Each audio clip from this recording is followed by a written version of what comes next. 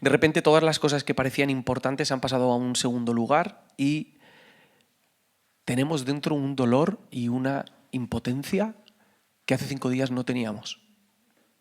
No existía en nuestra vida. Creo que para todos ha sido difícil aguantar las lágrimas al ver lo que está sufriendo en nuestra Valencia, y creo que también hemos llorado al escuchar algunos milagros y testimonios que, gracias a Dios, están ocurriendo. Yo no sé vosotros, pero yo no he podido pensar en otra cosa. Creo que ni trabajo, ni... Y los problemas que tenía la semana pasada, ni me acuerdo de cuáles son.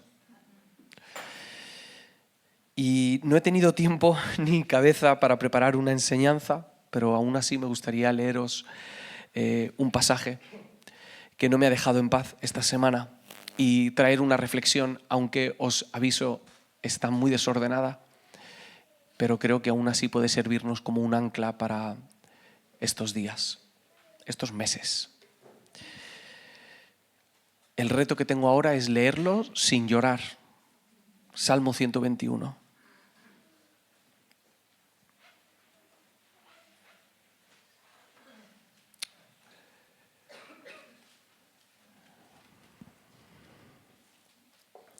Alzaré mis ojos a los montes. Vamos mal para el reto. ¿De dónde vendrá mi socorro? Mi socorro viene de Jehová, que hizo los cielos y la tierra. No dará tu pie al resbaladero, ni se dormirá el que te guarda. He aquí, no se adormecerá ni dormirá el que guarda a Israel. Y permitidme la licencia.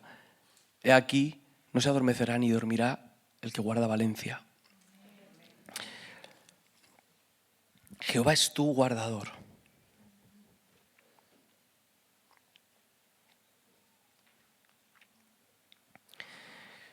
Jehová es tu sombra a tu mano derecha. El sol no te fatigará de día, ni la luna de noche. Jehová te guardará de todo mal. Él guardará tu alma. Jehová guardará tu salida y tu entrada desde ahora y para siempre. Qué importante es la música que nos acompaña en el camino. Uno de los recuerdos más bonitos de mi infancia son los viajes que hacíamos en familia, sobre todo para ir a Madrid a visitar a mis abuelos y a mis tías. En aquel entonces viajar a Madrid era un viaje mucho más largo que el de ahora. Y me gustaban, entre otras cosas, porque gran parte del viaje lo pasábamos escuchando música. Mi padre ponía canciones del Cuarteto Imperial, un grupo de cumbia. Así que íbamos de camino a Madrid cantando Se va el Caimán, se va el Caimán, se va para Barranquilla. Santa Marta tiene tren, pero no tiene tranvía. Mamá, no puedo con ella. Clásicos. Mi madre ponía otro tipo de música. Mi madre ponía Eros Ramazzotti, Joan Manuel Serrat, Mocedades.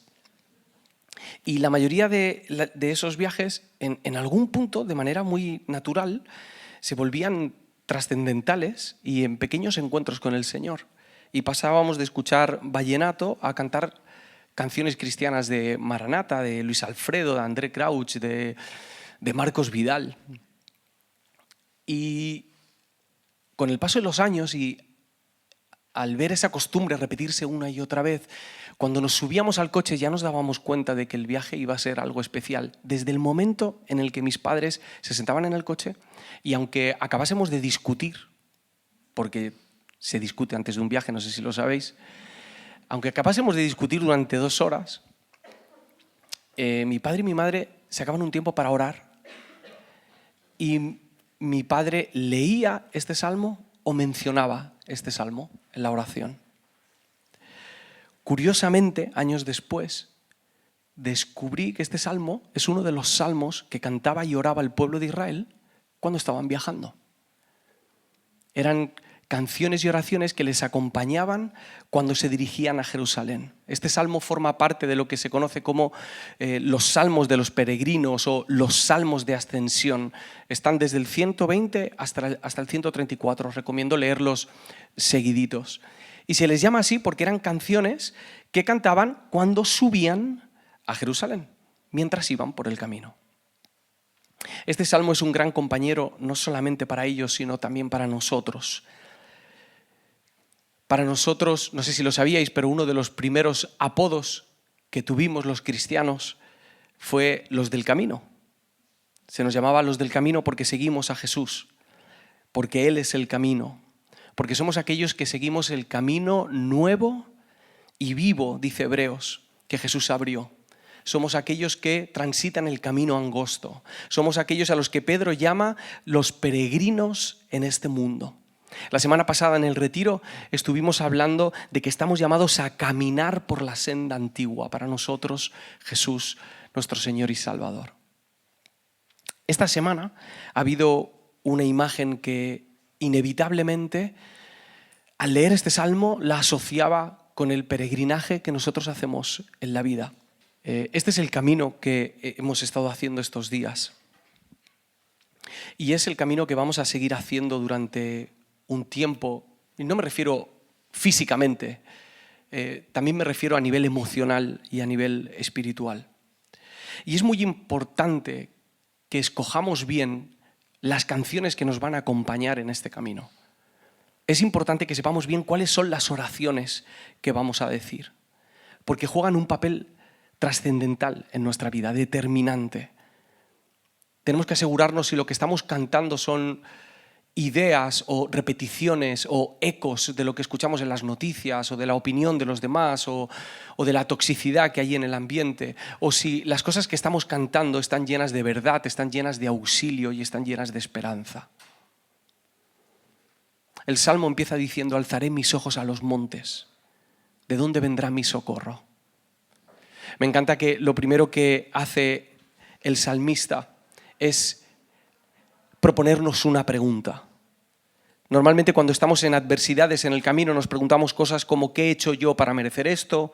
O ¿quién tiene la culpa de esto que está ocurriendo? ¿O por qué a mí? ¿O cuánto tiempo más voy a tener que estar aguantando esto? Pero la pregunta de este salmo apunta en otra dirección. ¿De dónde vendrá mi socorro? El autor, con esta pregunta, hace dos cosas. Por un lado, nos va a indicar dónde está nuestro socorro. Ahora leeremos eso. Pero por otro lado, nos va a ayudar a poner en duda nuestras fuentes de socorro habituales. Aquellos sitios en los que creemos, por inercia, por intuición, que ahí encontramos auxilio.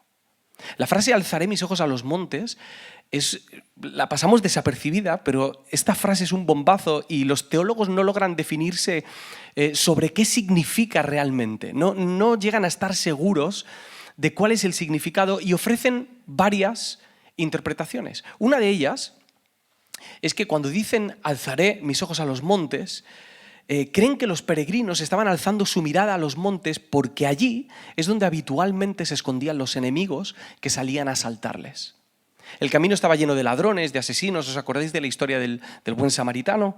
¿Vale? Pues el camino es peligroso, así que se jugaban el botín que ellos llevaban, miraban a los montes, miraban a sus enemigos y aún así se preguntaban ¿de dónde vendrá mi socorro? Y luego apuntaban hacia Jehová.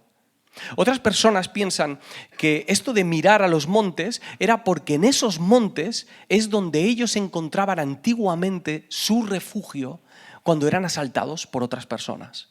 Eran el sitio en el que se escondían de sus enemigos. Eran sus cuevas, sus guaridas, aquellos sitios que en algún momento fueron su lugar de socorro. Y otros teólogos piensan que cuando dice alzar los ojos a los montes, está haciendo una referencia a los lugares altos en los que se ofrecía sacrificio a otros dioses. Si leéis las Escrituras veréis que la costumbre era que los sitios de altar y los sitios de ofrenda a otros dioses fuesen lugares altos, en colinas. Era el lugar en el que se encontraban los dioses al que acudían los demás. Y no solo los demás, el propio pueblo de Israel había ido a esos dioses muchas otras veces. No sé si os acordáis de la serie de Jueces, pero es lo que hacían una y otra vez. Acudían a esos sitios buscando el auxilio en otros dioses. Mirar a los montes era como mirar un catálogo de dioses. Tengo aquí a todos estos dioses, ¿a cuál voy a escoger? Como cuando Pablo camina en Atenas y ve a todos los dioses que tienen, hasta que llega el momento en el que encuentra una estatua al Dios no conocido. Y entonces Pablo empieza a hablarles de ese Dios no conocido, Jesús. Y esta manera de mirar los montes sigue siendo nuestra manera de mirar los montes hoy en día.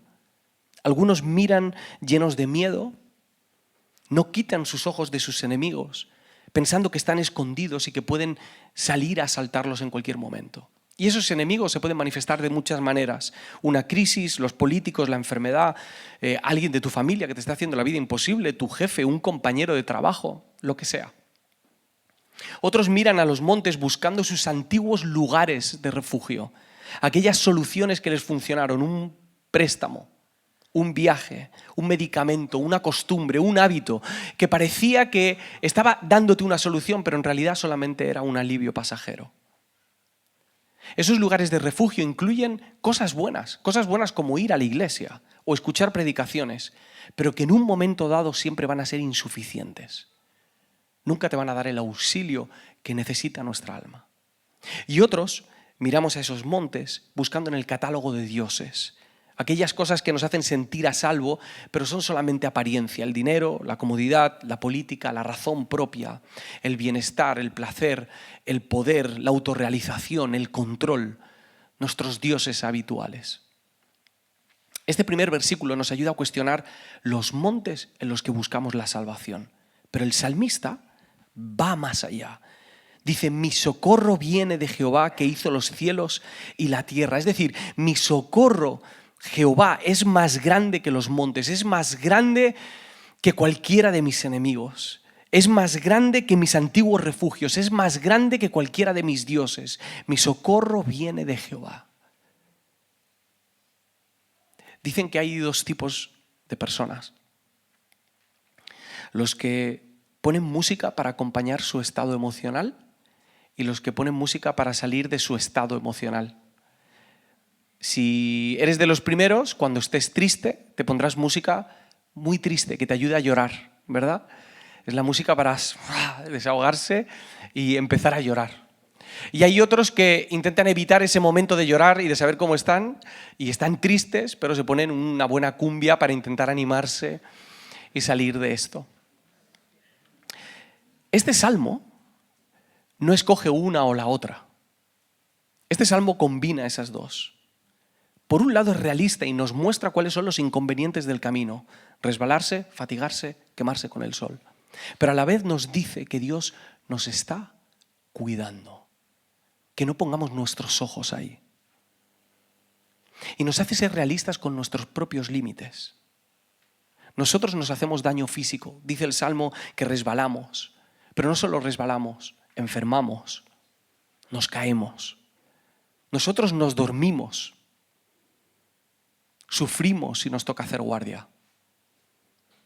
Sergio y Eva, que vienen a la parroquia, ellos viven en Aldaya y han perdido sus coches y el edificio lógicamente no está en buen estado, y han tenido que ir en estos días a hacer guardia porque ya les había entrado gente a vivir en sus casas. Así que los vecinos se turnan para poder hacer guardia y guardar el edificio. Pero se tienen que turnar porque nosotros nos dormimos, nosotros desfallecemos. Nosotros nos cansamos con el paso del tiempo. El Salmo menciona el sol y la luna, y nuestra fatiga, según van pasando los días, aumenta. El camino incluye estas dificultades y negar la realidad sería absurdo, pero más absurdo es obviar que en medio de esas dificultades Jehová es nuestro socorro.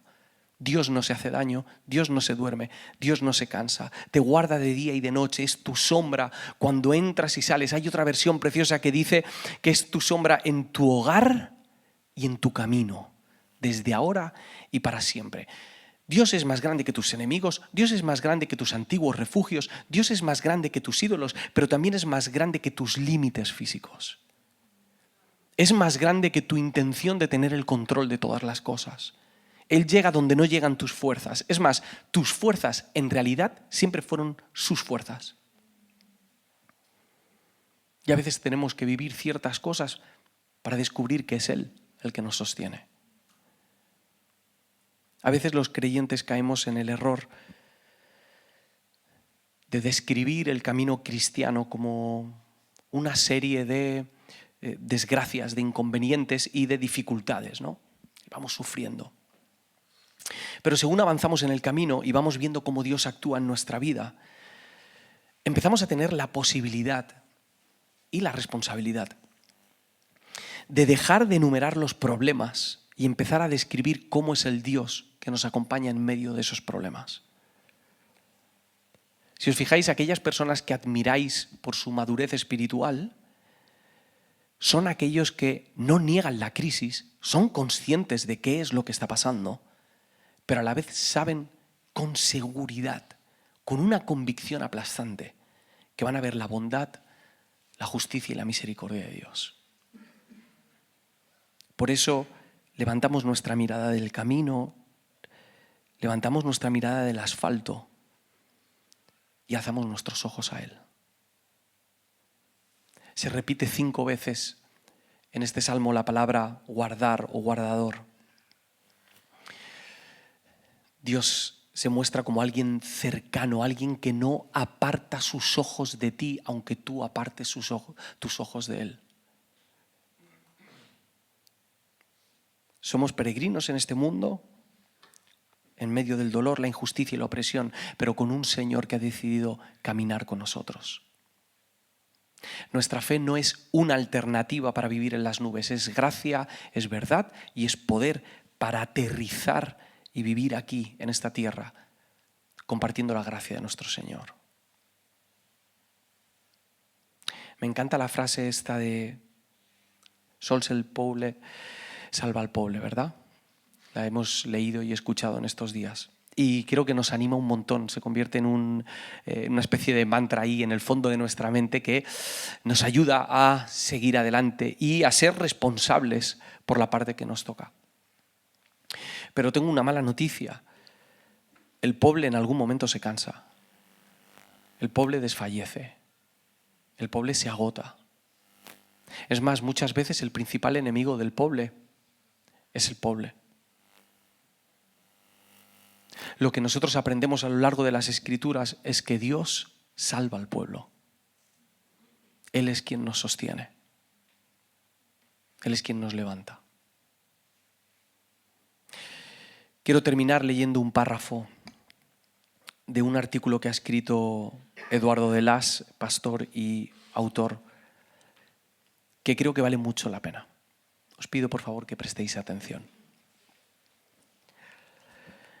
Cuando Jesús llegó a este vecindario, el Imperio Romano gobernaba el mundo con mano de hierro, habiendo convertido al pueblo de Dios en un puñado de saqueados y pobres oprimidos por la miseria y el hambre. Se trataba de mujeres, hombres, ancianos y niños golpeados por una brutal historia de necesidades y carencias, desprecios y ninguneos, humillaciones, violencias y muerte. Israel era un pueblo sometido y humillado y tenía razones para hacerse las mismas preguntas que nos formulamos nosotros hoy. ¿Quién consuela a los que lloran? ¿Quién acoge a los oprimidos? ¿Por qué lo permite Dios? Si se trata de un amoroso creador, ¿dónde se encuentra ante un drama como este? ¿Se ha dormido? ¿Se ha desentendido? ¿Le trae sin cuidado? La respuesta entonces y ahora es Dios con nosotros, Emmanuel. Pero no arriba y lejos desde el alero del templo con milagros portentosos y pirotécnicos capaces de borrar toda la conflictividad de nuestra historia. El Hijo del Hombre aparece como uno de los nuestros, desde abajo, desde cerca y desde dentro de una condición humana semejante a la nuestra, al lado de todos los que sufren. Al lado de todos los que sufren. El versículo que más se me quedaba en la mente cuando leíamos este salmo antes de viajar era el primero y el último. Mi capacidad de atención era muy floja. Hoy también. Y el último versículo dice: Jehová guardará tu salida y tu entrada desde ahora y para siempre. ¿Sabéis qué quiere decir ese desde ahora y para siempre? Que Dios nunca llega tarde, porque siempre estuvo con nosotros. No llega tarde.